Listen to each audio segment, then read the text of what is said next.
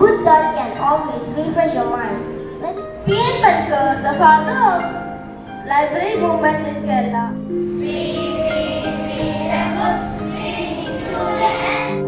മനസ്സിന് വായന പുസ്തകം പോലെ നമ്മെ into a diverse world of thoughts, experiences and cultures.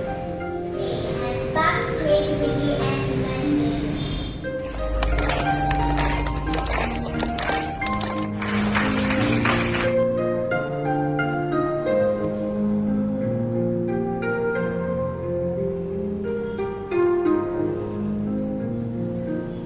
Claiming to have stolen it and having seen it.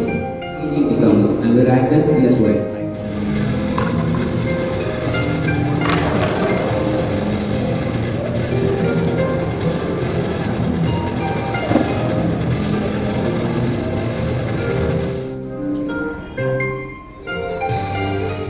Makes you great.